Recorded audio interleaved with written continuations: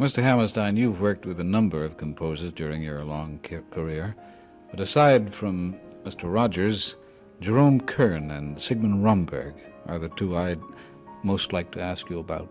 Well, they were both very interesting men.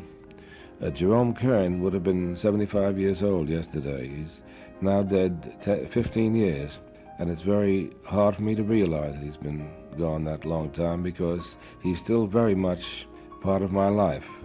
If I hear a joke, I have an impulse to want to tell it to him because he was so fond of jokes and stories, and he used to tell me every good one that he heard. Jerry was a very alert man and knew much more than his music. He had a fund of information about nearly every subject.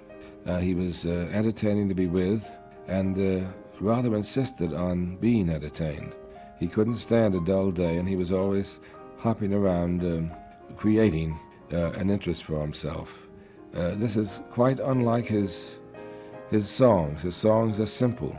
A simple, straight melody line is what features his work, and yet he was a very complex man.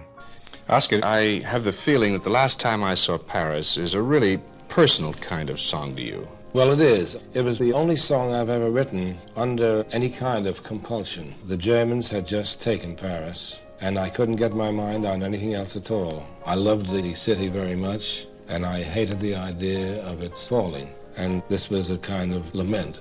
The last time I saw Paris, her heart was warm and gay.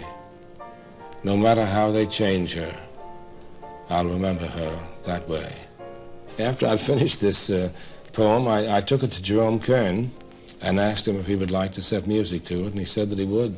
We published it as an independent song, and later on it was put into a movie and won the Academy Award.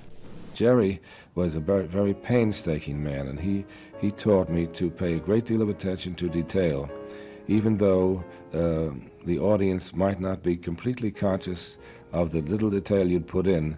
An accumulation of details would make them feel comfortable and feel that the thing was really going on in front of them. I had a great affection for him, and he taught me a great deal, as all my collaborators have.